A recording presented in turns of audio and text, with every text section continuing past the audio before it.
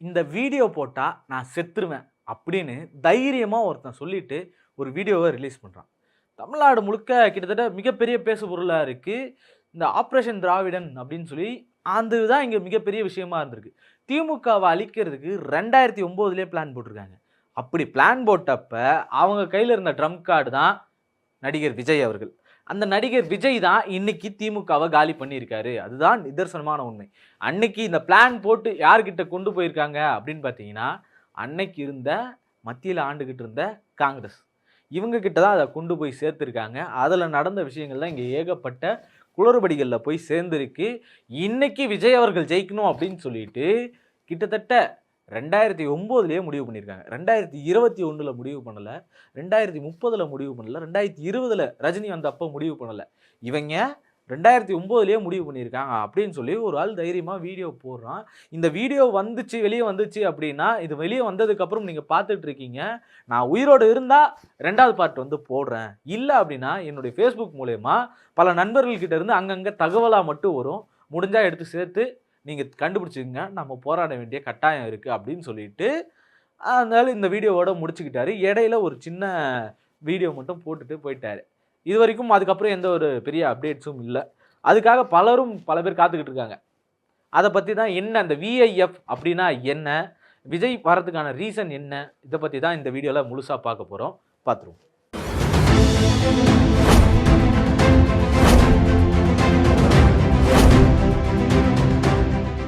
வணக்கம் தமிழ் சொந்தங்களே. அதாவது அண்ணன் விஜய் அவர்கள் வர வேண்டியது 2009லயே டிசைட் பண்ண வேண்டியது அப்படின்னு சொல்லி ஒரு மிகப்பெரிய ஒரு டாக் போயிட்டு இருக்கு. இந்த டாக்குக்கான காரணம் என்ன அப்படின்னு பார்த்தீங்கன்னா, சத்யன் அப்படின்ற ஒருத்தர் வந்து யூடியூப்ல போட்ட அந்த வீடியோ தான்.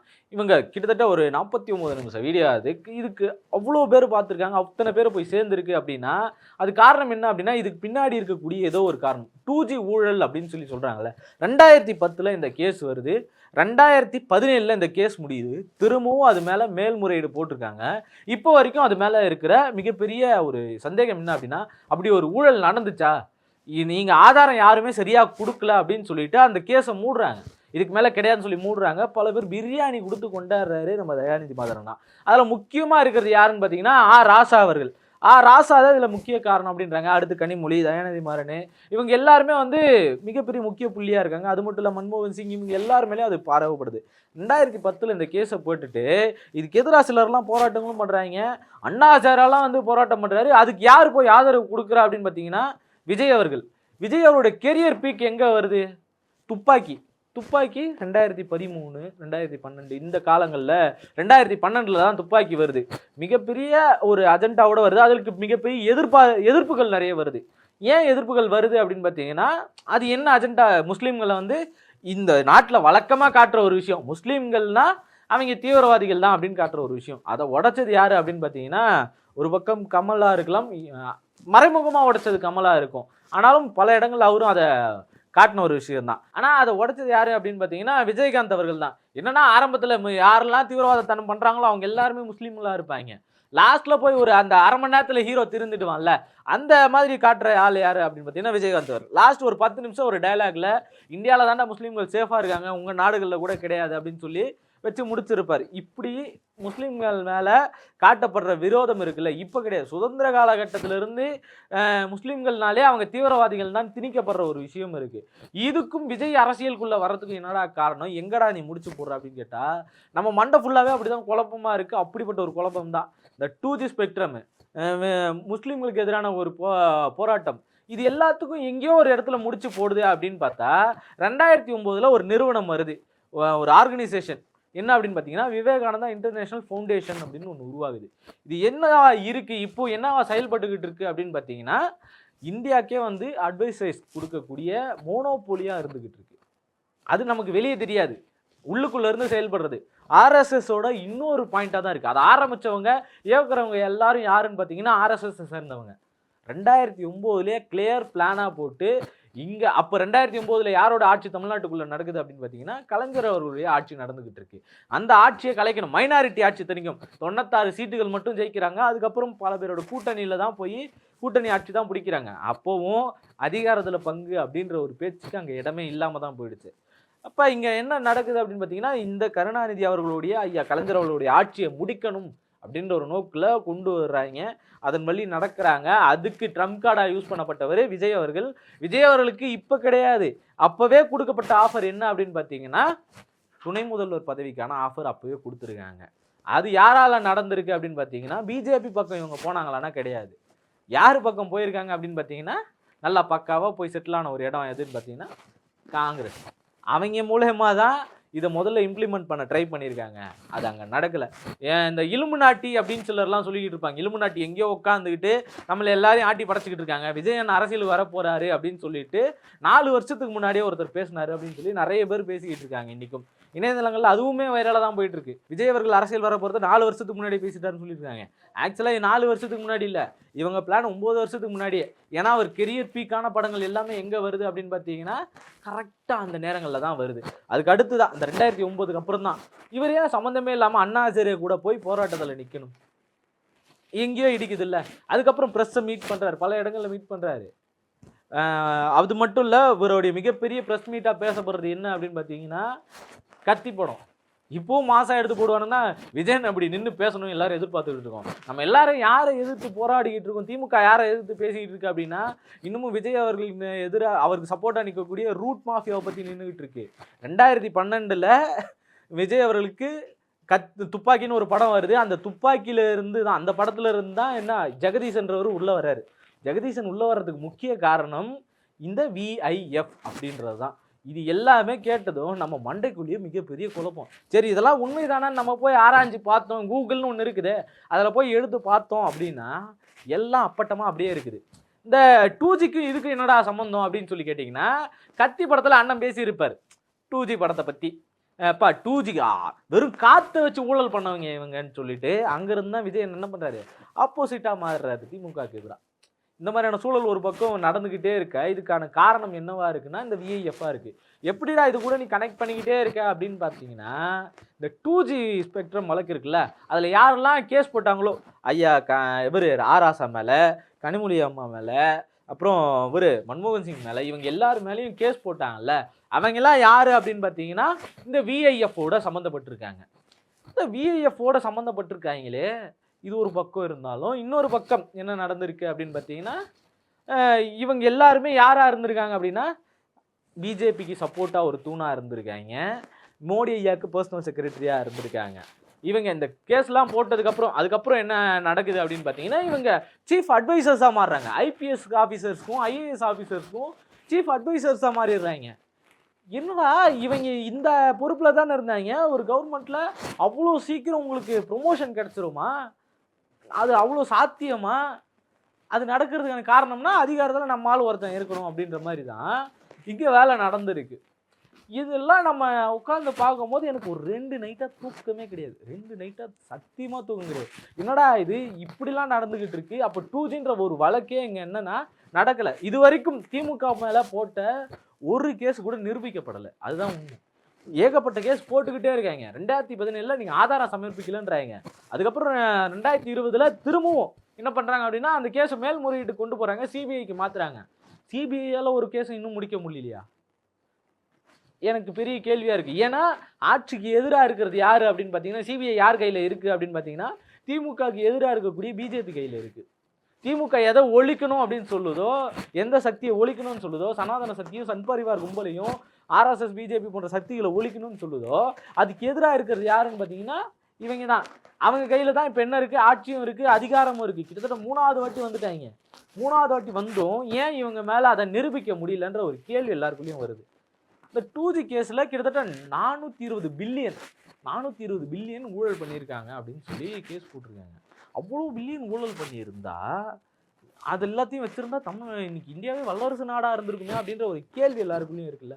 ஆமாம், இவ்வளோ பெரிய நாடு மிகப்பெரிய நாடாக வளர்ந்துருக்குமே அப்படின்னு ஒரு கேள்வி இருக்குல்ல. அப்போ அதுக்கான ஆதாரங்களை கொடுத்துருக்கணும்ல இந்த அரசு. ஒரு குற்றங்கள் வைக்கிறாங்க அப்படின்னா அதுக்கான ஆதாரங்களை கொடுத்துறது தானே ரொம்ப முக்கியமான விஷயம். அந்த ஆதாரங்கள் இது வரைக்கும் சமர்ப்பிக்கப்படல.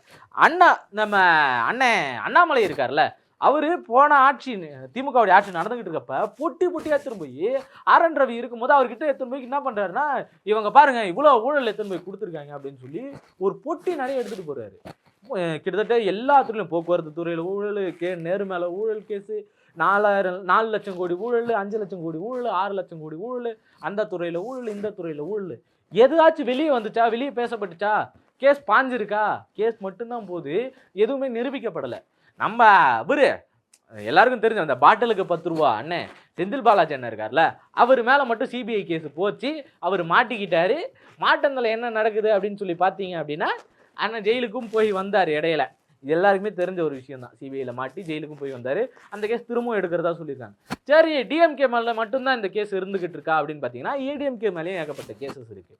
வெளியே யாருமே பேசப்பட மாட்டாங்க. விஜயபாஸ்கர் மேலாம் குட்கா வழக்கில் கேஸ் இருக்குது, அதில் ஊழல் பண்ணியிருக்காருன்னு. அதுலேயும் முக்கியமாக ஜெயலலிதா அம்மா கேஸு அந்த அம்மா தான். இதில் 2009 அவர் ஆட்சி கலைக்கணுன்ற பிளானில் ஜெயலலிதா அம்மா இன்க்ளூடு. அவங்க ஒரு பக்கா பிளான்குள்ளே வந்துட்டாங்க. அப்போ தான் ஆப்போசிட்டாக மாறுறாங்க. தமிழ்நாட்டில் மிகப்பெரிய பலனாக மாறுறாங்க. எதிர்கட்சியே இல்லாமல், அதாவது கூட்டணியிலே இல்லாமல் எதிர்கட்சியை தொலைச்சி கட்டுற அளவுக்கு அவங்களுடைய வளர்ச்சி மிகப்பெரிய வளர்ச்சியாக இருக்குது. இப்படி அவங்களும் வளர்ந்ததுக்கப்புறம் கூட்டணியே இல்லாமல் 2016 ஜெயிக்கிறாங்க. அதுக்கப்புறம் அவங்க டிசம்பர் மாதம் இறந்து போகிறாங்க. டிசம்பர் மாதம் இறந்ததுக்கப்புறம் 2017 மிகப்பெரிய ஒரு போராட்டம் என்ன நடக்குது அப்படின்னு பார்த்தீங்கன்னா, இந்திய அரசுக்கு எதிராக நடக்கிற ஒரு போராட்டம் என்ன அப்படின்னு பார்த்தீங்கன்னா, எப்பா நீங்கள் என்ன பண்ணுறீங்க அப்படின்னு பார்த்தீங்கன்னா, இந்த ஜல்லிக்கட்டு ஒழிச்சே ஆகணும் அப்படின்னு சொல்லி மிகப்பெரிய போராட்டங்கள் நடக்குது. அந்த போராட்டத்தில் நாயகனாக யார் மாற்றப்படுறாரு அப்படின்னு பார்த்தீங்கன்னா, ஓபிஎஸ் அவர்கள். 2017 இவர் இபிஎஸ் அதுக்கு அடுத்து பதவி ஏற்கிறார். இவங்க 2 பேருக்குள்ள மிகப்பெரிய மோதல். இது எல்லாமே எங்கேயோ யாரோ ஒரு இடத்துல கனெக்ட் ஆகிட்டே வருது. இப்போ எல்லாமே கனெக்ட் ஆகிட்டே வருது. இது எல்லா கனெக்டுக்குள்ளே இருக்கிறவங்க யார் அப்படின்னு பார்த்தீங்கன்னா, இந்த எல்லா கட்சிக்குடியும் கனெக்டில் இருக்கிறவங்க. இந்த 2016 ரொம்ப முக்கியமாக ஜெயலலிதா அம்மா ஜெயிச்சாங்க இல்லையா, தனியாக நின்று ஜெயிச்சாங்கல்ல, அப்போ திமுக ஜெயிச்சிருக்க வேண்டியது அப்படின்னு ஒரு பக்கம் ஒரு பெரிய இது இருக்குது. ஏன் திமுக ஜெயிச்சிருக்கணும் அப்படின்னா, கிட்டத்தட்ட எல்லா இடத்துலையும் இந்த மது ஒழிப்புக்கு எதிரான போராட்டங்கள் ரொம்ப அதிகமாக நடக்குது. இந்த மது ஒழிப்புக்கு எதிரான போராட்டங்கள் பெண்கள் முதற்கொண்டு கடவுளில் பூந்து கடையை உடைக்கிறாங்க. இவ்வளோ பெரிய போராட்டம் நடக்குது. அதை மீறி எப்படி அவங்க ஜெயிச்சாங்க அப்படின்னா, இங்கே திமுகவுக்கு எதிராக நடக்கிற இன்னொரு சதி என்ன அப்படின்னு பார்த்தீங்கன்னா, மக்கள் நல கூட்டணி. இது எங்கடா இதுக்குள்ளே வந்துச்சுன்னு மிகப்பெரிய கேள்வி. அது ஒரு பிளாங்க் பேஜாக இருக்குது. மக்கள் நல கூட்டணின்னு ஒன்று வருது. அது வெறும் 3% தான். ஜெயலலிதா மிகப்பெரிய இடத்துல திரும்பவும் வந்து ஜெயிச்சிடுறாங்க. இப்போ ஜெயிச்சதுக்கப்புறம் அவங்க இறந்து போகிறாங்க. ஓபிஎஸ் வராரு, சின்னம்மா வர வேண்டியது வராமல் போகுது. அப்புறம் எடப்பாடி ஐயா வராரு. ஆட்சி மொத்தம் எப்படி போயிடுச்சு அப்படின்னா, இவங்க ஆட்டி வைக்கிற பொம்மையாக தான் இருந்தாங்க. அப்படி தான் தமிழ்நாட்டுக்குள்ளே அந்த ஆட்சியே இருந்துச்சு. அந்த 4 வருஷம் 2017 ஆகட்டும், 18, 19, 20 வரைக்கும், அவங்க 21 வரைக்கும் அவங்க ஆட்சி எப்படி இருந்துச்சு அப்படின்னா, மத்திய அரசு ஆட்டி வச்ச ஒரு ஆட்சி தான் அங்கே நடந்துக்கிட்டு இருந்துச்சு. அதுதான் நிதர்சனமான உண்மை. தூத்துக்குடி ஸ்டெர்லைட்டில் நடந்த கொலைகளாக இருக்கட்டும், பொள்ளாச்சி பாலியல் வன்கொடுமைகளாக இருக்கட்டும், அதுக்கு கேஸ் போடவே இல்லை. எஃப்ஐஆரே போட மாட்டேன்னு ஒரு வாரத்துக்கு மேலே இழுத்தடிச்சாங்க. எப்படா எல்லாருமே தெரிஞ்சதுக்கப்புறம் போட மாட்டேறீங்க. இன்னைய வரைக்கும் எல்லாருக்கும் என்ன தெரியுது அப்படின்னு பார்த்தீங்கன்னா, ஊழல் அப்படின்னு எடுத்தால் முதல்ல திமுக. ஊழல் யார் பண்ணான்னா முதல்ல திமுக, 2வது தான் அதிமுக வரும். அப்போ இப்படியான ஒரு கட்டமைப்பை இங்கே உருவாக்கிட்டாங்க. மீடியாக்களும் அதுக்கு சேர்ந்து போய் ஒத்துழைப்பு கொடுக்குது. எம்ஜிஆர் அவர்களுக்கு இருந்திருக்கும், அடுத்து பார்த்தீங்கன்னா அம்மாவுக்கு இருந்திருக்கும், அதுக்கப்புறம் பார்த்தீங்கன்னா விஜய் அவர்களுக்கு இருக்குது. இதுக்கு இடையில இன்னொருத்தரும் அதில் 2 பேர் அதுக்குள்ள இன்க்ளூட் ஆகியிருக்காங்க. திமுக ஆட்சியை ஒழிக்கணும், திமுகவை ஒழிக்கணும் அப்படின்னு முன்பட்டதில். அதில் நம்பர் 1 அண்ணன் சீமான், நம்பர் 2 அண்ணன் ரஜினிகாந்த் அவர்கள். அவங்க 2 பேருமே சக்ஸஸ் பண்ண முடியாதத விஜய் அவர்கள் சக்ஸஸ் பண்ணிட்டாரு. மிகப்பெரிய சக்ஸஸ் யாருக்கு கிடைச்சதுன்னா விஜய் அவர்களுக்கு மட்டும்தான். ஏன்னா 2010 தான் என்ன பண்ணுறாரு அப்படின்னு பார்த்தீங்கன்னா, சீமான் அவர்கள் கட்சி ஆரம்பிக்கிறார். அதுக்கு முன்னாடி தினத்தந்தி அந்த ஆதித்தனார் அவர் தான் வந்து இந்த இயக்கமாக ஸ்டார்ட் பண்ணுறார். நாம் தமிழர் அப்படின்ற இயக்கம் ஸ்டார்ட் பண்ணி ரன் பண்ணிட்டு இருக்காரு. அது கட்சியாக உருவெடுக்குது. அதுக்கு சீமான் அவர்கள் பொறுப்பேற்கிறாரு. அவர் தான் தலைமைச் செயலர் பொறுப்பாளராக இருந்து அவர் வழி நடத்துகிறார், ஃபவுண்டராக இருந்து வழி நடத்திக்கிட்டு இருக்காரு. இன்னை வரைக்கும் போயிட்டு இருக்காரு. அவருடைய மெயின் அஜெண்டா பாருங்க, திராவிடத்துக்கு எதிரான கருத்துக்களாக தான் இருக்கும், திராவிட கொள்கைகளுக்கு எதிரான கருத்துக்களாக தான் இருக்கும், திமுகவுக்கு எதிரான கருத்துக்கள் தான் அதிகமாக இருக்கும். திமுக எதிர்த்து அதிகமாக பேசியிருப்பார். அடுத்து ரஜினி அவர்கள் வந்தார் 2020. ஓகே, இவரால் நடக்கலன்னு தெரிஞ்சிச்சு. 2020 ரஜினி அவர்கள் அவர் வர்றாரு. அவர் போராடுறாரு, முடியல. அவர் வந்து கொரோனா பீரியடு அப்படின்னு காரணம் கட்டி அடுத்து அவர் பின்னாடி போயிடுறாரு. அதுக்கப்புறம் ஒரு இடத்துல அவர் ஒரு பேட்டி கொடுக்குறாரு. அவர் வீட்டில் வாசலில் நின்று பேட்டி கொடுக்குறாரு. என்னன்னா, இந்த பிஜேபி மேலே காவி சாயம் பூச பார்க்குது, அதனால நான் போயிட்டேன் அப்படின்னு சொல்கிறாரு. அப்போ இங்கே ஏதோ ஒன்று கனெக்ட் ஆகுது. என்ன கனெக்ட் ஆகுதுன்னா, பிஜேபி கிடையாது, அதுக்கு பின்னாடி இருக்கக்கூடிய ஆர்எஸ்எஸ். எல்லாருக்கும் வெளியே தெரிஞ்சது பிஜேபி. ஆர்எஸ்எஸ் பற்றி யாரும் யோசிக்கல. இவங்க எல்லாரு கூடயும் இந்த ஜெகதீசன் எங்க கனெக்ட் ஆனார் 2012 கனெக்ட் ஆகுறாரு. இந்த மக்கள் நல கூட்டணின்னு ஒன்று உருவாகுது. இந்த மக்கள் நல கூட்டணி எப்படா அதுக்குள்ள ஒரு பாயிண்ட் அப்படின்னு பார்த்தீங்கன்னா, மார்டின் ஃபேமிலியில் இருக்கக்கூடிய ஜோஸ் டைசன் இருக்கார்ல, இவர் யாருன்னா மார்டின் ஃபேமிலியில் இருக்கக்கூடிய 2வது பையன் எல்டர்சன்னா அவர் இருக்காரு. அவர் என்ன பண்றாரு அப்படின்னு பார்த்தீங்கன்னா, எல்லாரு கூடயும் சமூக நலம் அப்படி மக்கள் சார்ந்த நலன்களில் நான் உழைக்கிறேன் அப்படின்ற பேர்ல எல்லா கட்சிகளையும், இடதுசாரிகளோட எல்லா கட்சிகளோடையும் கனெக்ட்ல இருக்காரு. இப்படி எல்லாரு கூடயும் கனெக்ட்ல இருக்கக்கூடிய மனுஷன் என்ன பண்றாருன்னா, எல்லாரையும் தூண்டி விட்டு மக்கள் நல கூட்டணி ஒன்று உருவாகுது. அது திமுகவுடைய வளர்ச்சிக்கும் திமுக ஜெயிக்க வேண்டியதையும் தடுக்குது. ஜெயலலிதாவுடைய அந்த சிறந்த ஆட்சியும் ஒரு பக்கம் ஜெயிக்குது. ஏன்னா அப்பதான் லேப்டாப் கொடுத்துருந்தாங்க, மிக்சி, கிரைண்டரு, ஃபேனு இது எல்லாத்தையும் கொடுத்துருந்தாங்க. இப்படியான நல்ல விஷயங்கள் அங்கே வரவேற்கப்பட்டது.